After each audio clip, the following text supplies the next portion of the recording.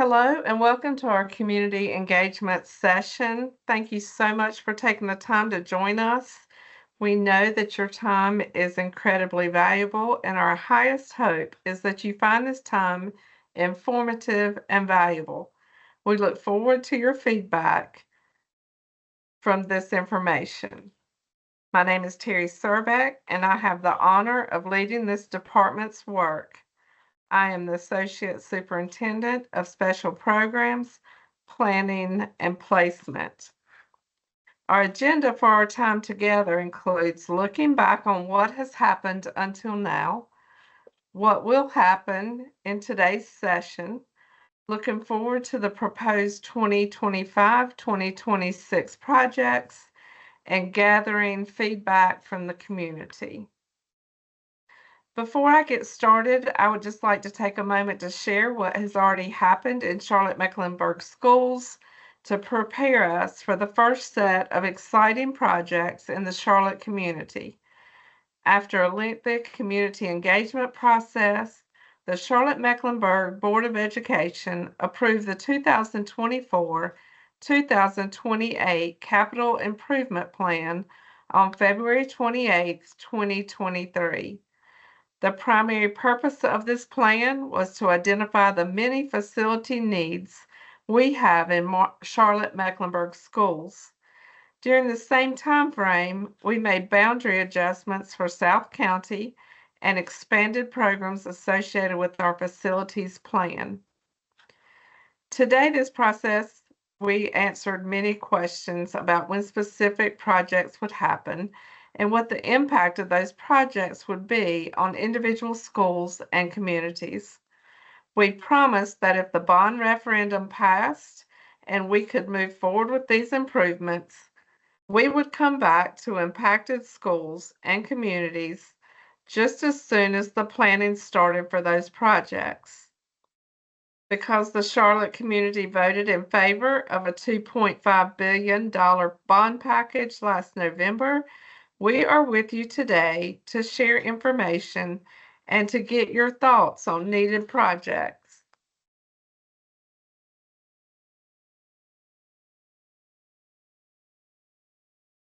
So here are all of the projects that are included in the bond referendum. Today, we're going to be talking about 5 proposed projects for implementation in the 2025-2026 school year.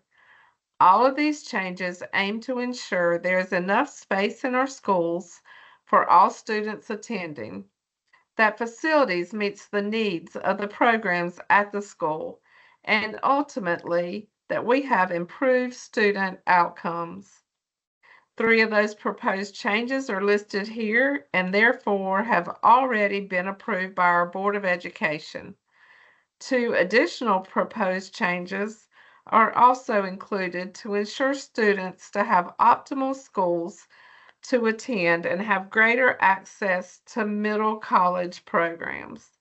These 2 proposed changes have not yet been approved by our Board of Education. We will talk about those proposed changes in detail. Our purpose today is to ensure your awareness of proposed boundaries and program changes for the 2025-2026 school year, to share the rationale behind these proposed changes, and to ensure that you can provide feedback about changes that may affect you. By the end of this session, we hope to have a clear understanding of your feedback, which will help us work with the superintendent to develop a recommendation to present to the board on August 13th. Our goal is to ensure a smooth transition for all students and families. Let me share the vision of Charlotte-Mecklenburg Schools, which drives all our decisions and initiatives. Our vision is to lead the community in educational excellence, inspiring intellectual curiosity, creativity, and achievement so that all students reach their full potential. This vision is at the heart of the proposed changes we are discussing today, ensuring that every decision aligns with our commitment to educational excellence. As we talk today, we'll be discussing changes that impact specific school communities. Our responsibility at the district is to take both the perspective of your school and the perspective of what's best for the whole district. We'll toggle between these two perspectives and understand that sometimes the optimal solution might be different depending on the perspective. With an enrollment of 141,545 students, we are the second largest district in the state and the 16th largest district in the nation, comprising a total of 186 schools. Our goal is to balance the needs of individual schools with the best interest of our largest district, ensuring that every student has access to high quality education and resources. Now let's go through the key project updates. First, we have a set of proposed changes that will create a K-12 pipeline of county-wide art schools. University Park Creative Arts will become a K-5 school. First Ward will become a middle school, and Northwest School of the Arts will become a high school. These changes come with bond project approvals, a new building at University Park Creative Arts, renovations to upfit for middle school programming at First Ward, and renovations for facilities improvement and specialization for high school programming at Northwest School of the Arts. University Park Elementary Arts will become a full-choice county-wide arts school.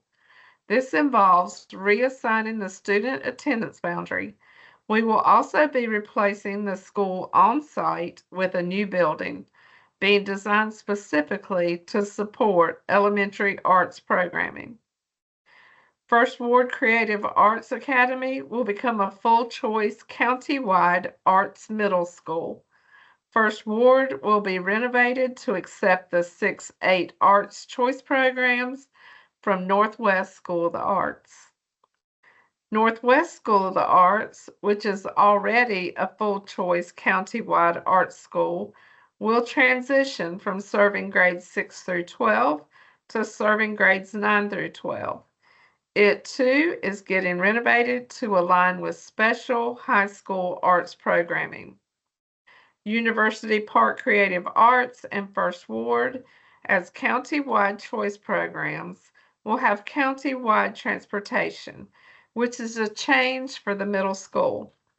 The middle school students who previously would have attended Northwest School of the Arts and would now attend grades 6 through 8 at First Ward will receive county-wide transportation, eliminating the middle school express stops associated with Northwest. Northwest School of the Arts will continue to have express stops for high schoolers.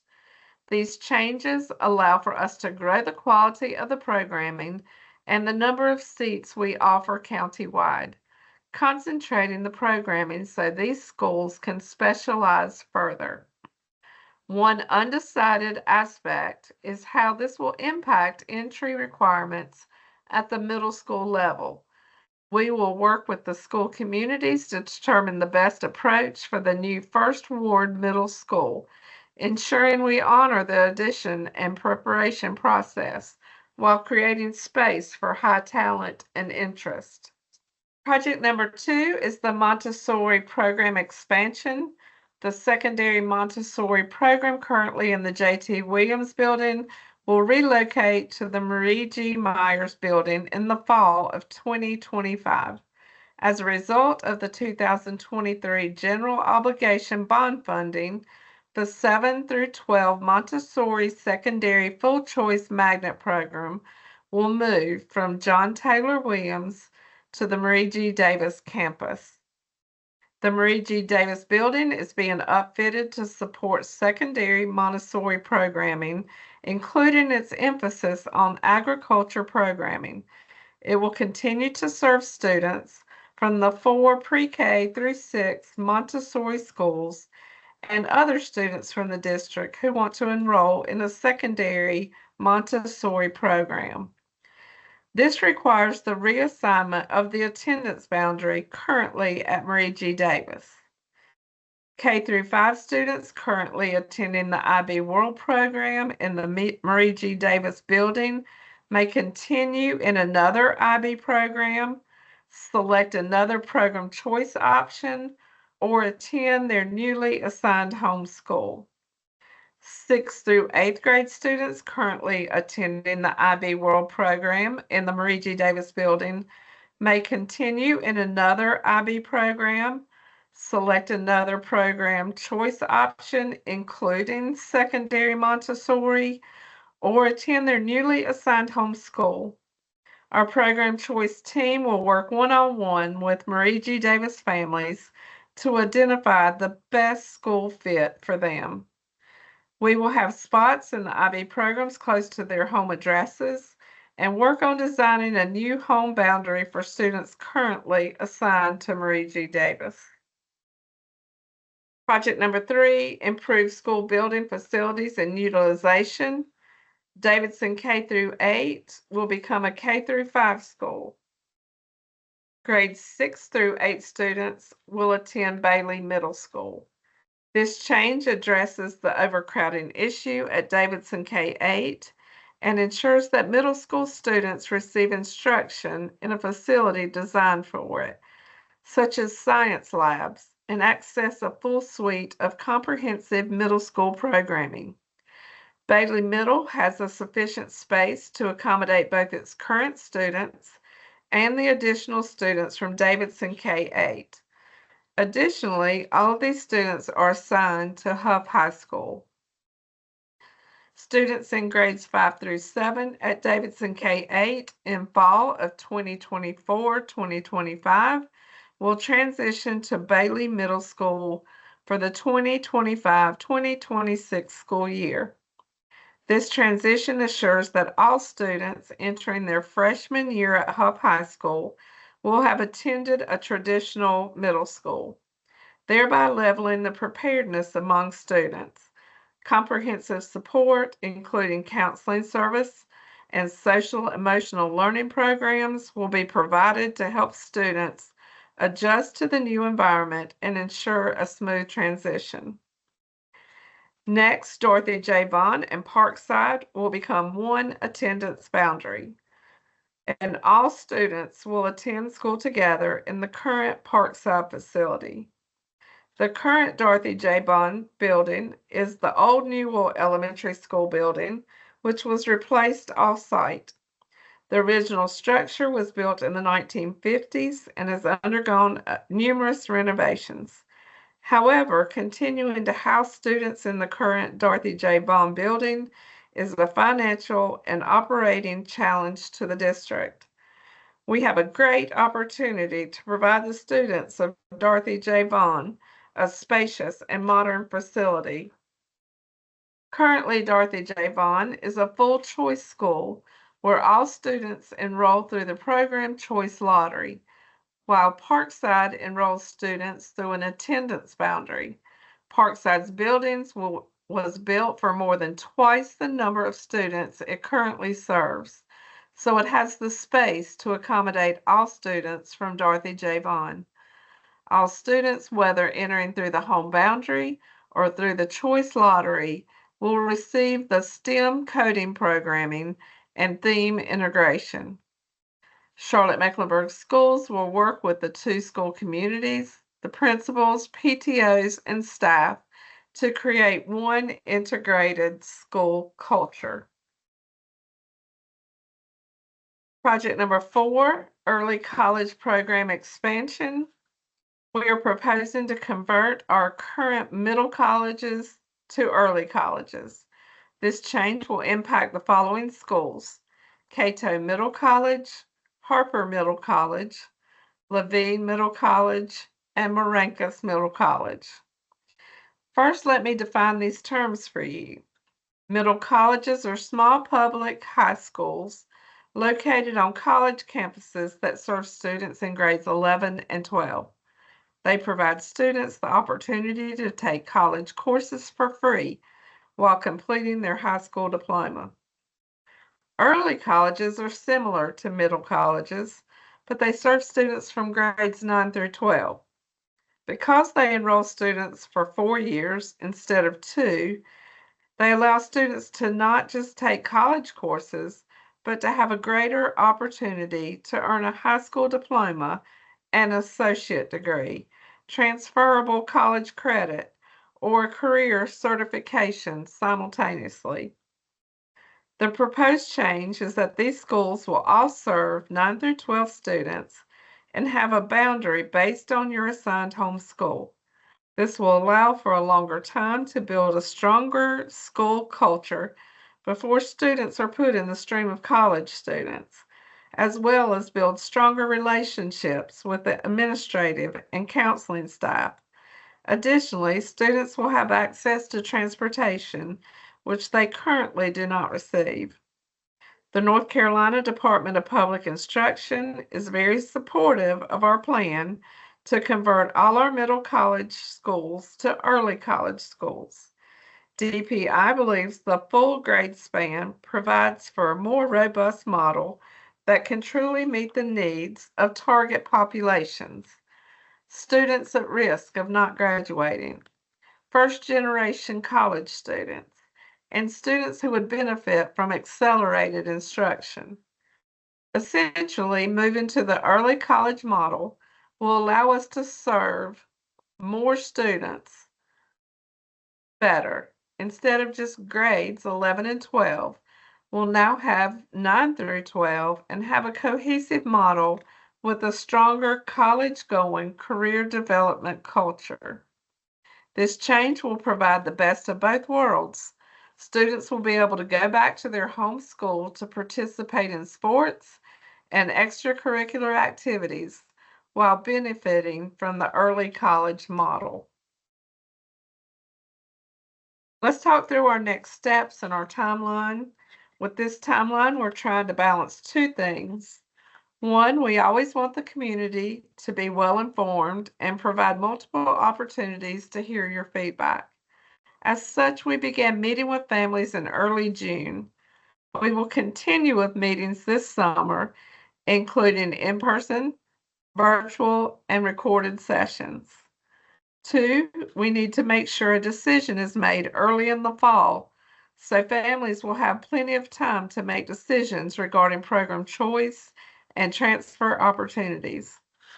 Families will also have time to be made aware of homeschool attendance boundaries based on their address to determine where their child will be assigned for the 2025-2026 school year.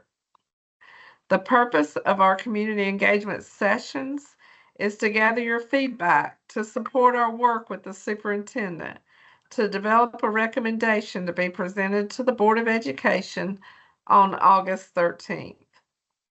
Because these decisions are very important, we use a 3-meeting process prior to the Board of Education voting on the superintendent's recommendation.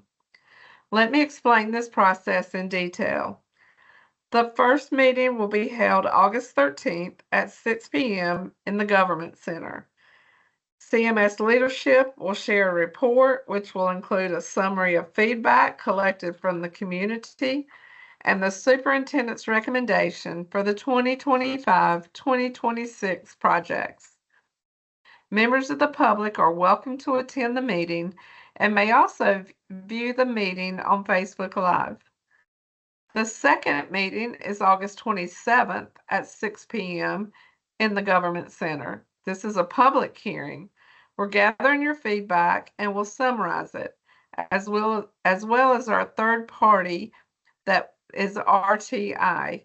But it's also important for the board to hear directly from you in your voice and in your words. We encourage you to sign up and come and take your 2 minutes to share your feedback with the board. The third meeting is September the 10th at 6 o'clock in the Government Center. At this meeting, we will be asking the Board of Education to vote on the superintendent's recommendation.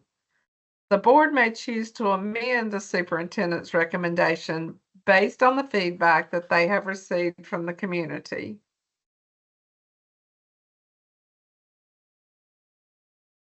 I'd like to share my email with you. My name is Terry Surbeck. Again, I'm the Associate Superintendent of Special Programs Planning and Placement. Please feel free to email me at any time with your feedback or if you have any questions. Also included is the CMS link to the website where this is will be put up, and also a feedback form if you wish to do that directly to our third party, which is RTI Research Triangle Institute. That is gathering feedback for us as well.